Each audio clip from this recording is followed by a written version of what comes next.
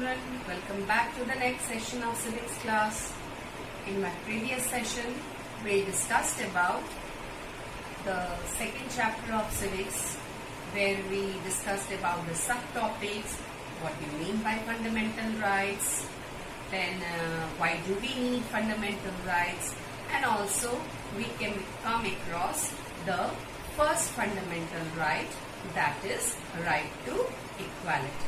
And we also discussed about the 5 provisions which is under right to equality. Now in this session, we are going to continue with the same chapter and topic.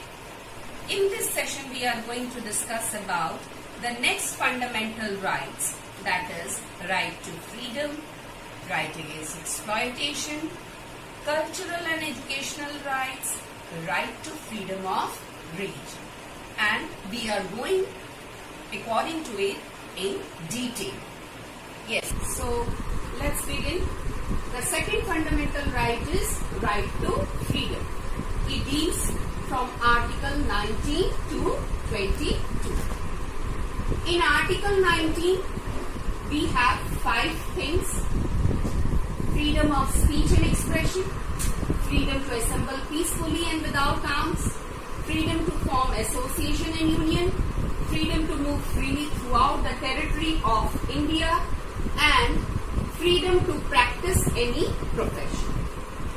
So first we come under Article 19, we have all these provisions. Freedom of speech and expression. Speech and expression.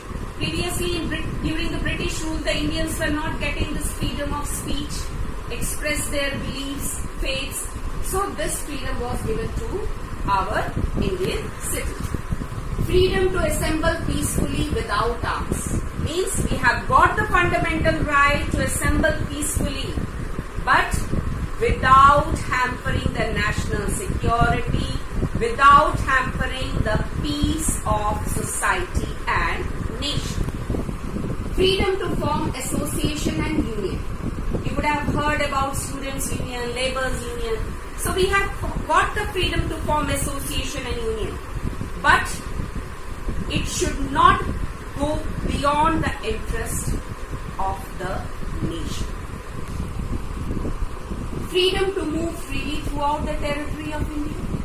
Yes, we have 28 states now, and we are freely to move in any part of our country.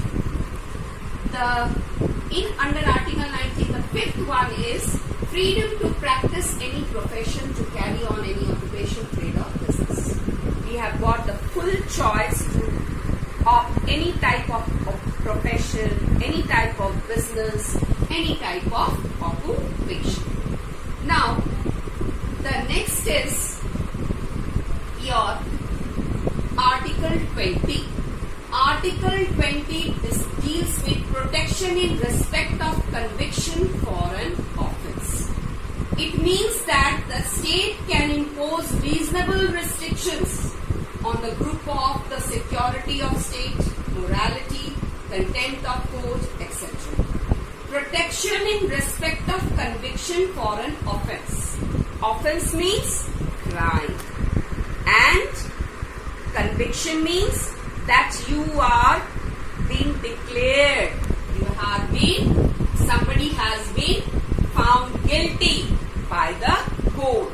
So we have got full protection and full chance to prove our offence, to prove our guilty, whatever we have done. The next is your Article 21, that is right to privacy. It deals with the right to life and personal liberty. Means it is protecting our personal life, personal liberty. For example, we have number of personal data, IDs, Aadhaar cards, bank accounts. So we have to maintain the privacy there.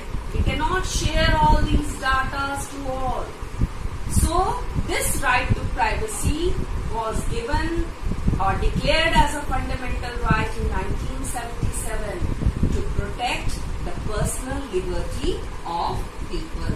No person shall be deprived of the life or personal liberty except according to the procedure established by law.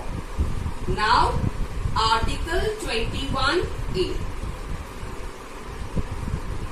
Children, that day when we were discussing about the fundamental rights and amendment procedures, that day some children were asking about how many amendments took place in our Indian Constitution.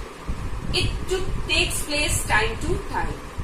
Now here also in Article 21 we have the subpart 21A that deals with the free and compulsory education for the children up to 14 years of age. Means right to education has been given to the children from 6 to, the compulsory education has been given from 6 to 14 years. Higher education is not given. And it was being given as a fundamental right in 2002. Now the next article is last article which deals with right to freedom is Article 22.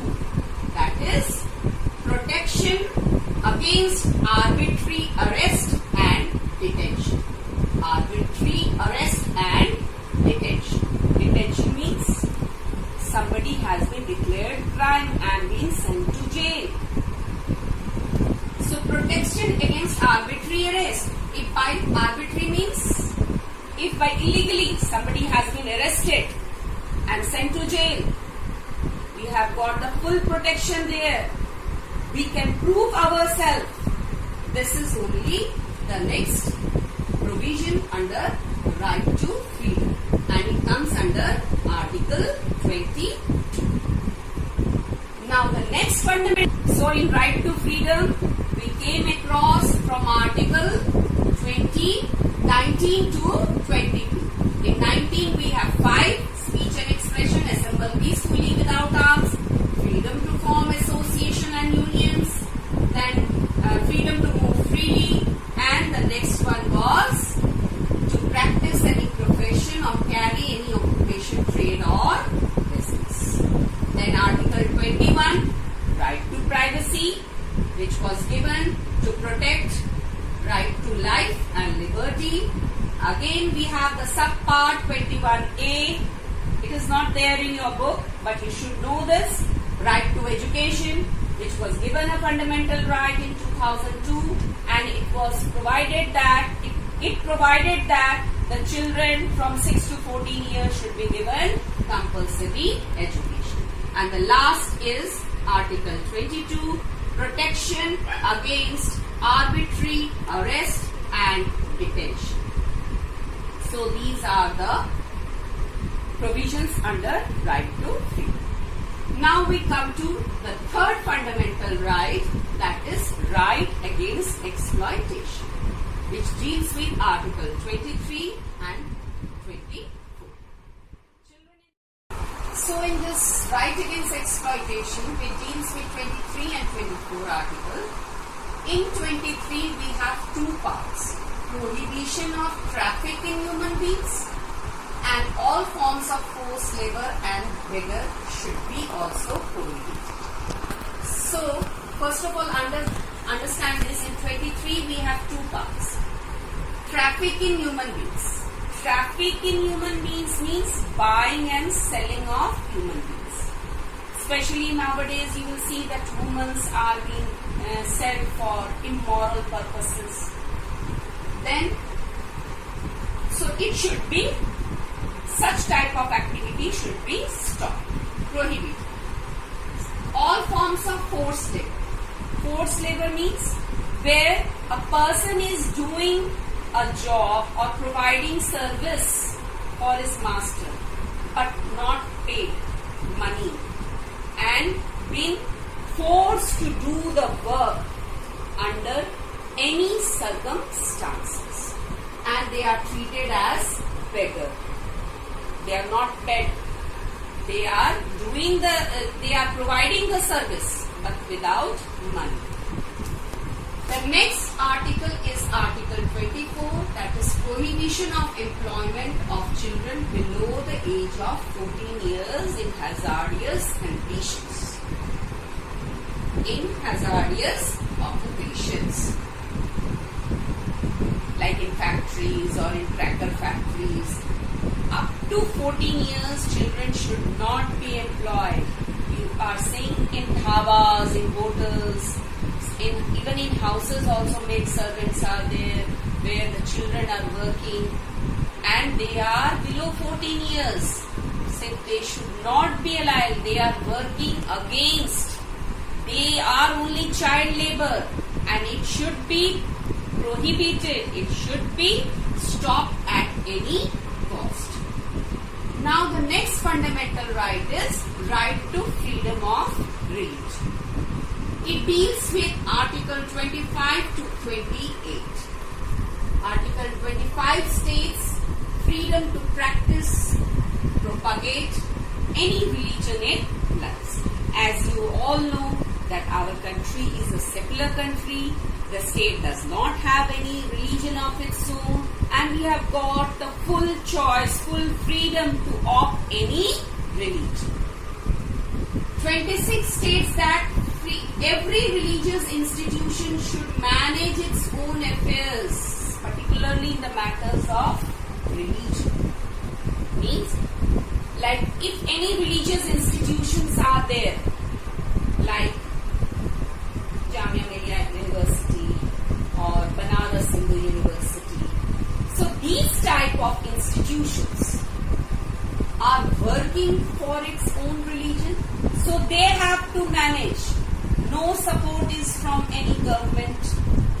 Any type of help will not be provided to them. No religious instruction can be imparted in educational institution which is managed by state funds. Number of institutions are there which are under government, which are managed by state funds. So no any particular religion should be imparted in those institutions because it will go against secularism. So to maintain this secularism, as our country is a secular country, it should be stopped. No particular religion's instruction should be given to those institutions which is managed by state funds. And the last, according to Article 28, we have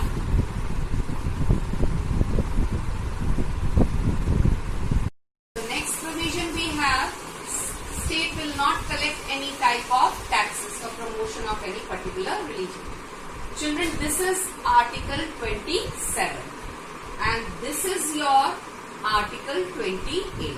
So, Article 27 states that state will not collect any type of taxes, which means that government is not going to compel anyone to pay any type of taxes for promoting any religion.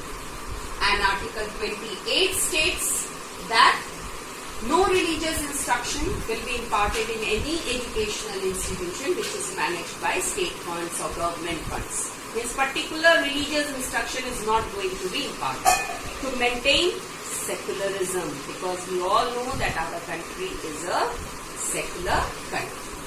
So overall, in right to freedom of religion, we came to know that religion is our personal matter.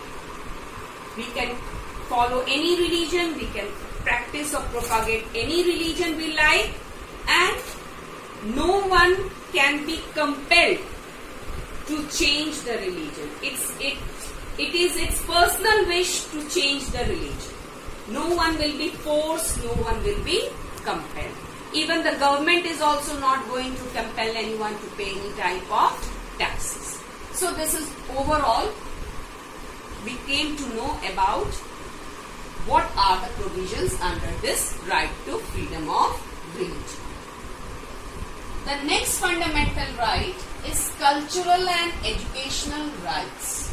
It deals with Article 29 and 30. It is specially, you can say, this fundamental right was made particularly for the minorities, to protect their culture, to protect their script, to protect their language.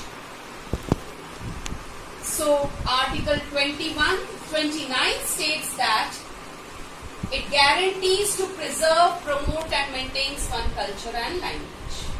You can preserve your own culture, you can preserve your language, and you are free to maintain it. And second, Article 30 states that assistance should be given to the minorities to establish and maintain educational institution of their own to preserve and develop their culture. As I told you, this right has been specially for the minorities. So they have to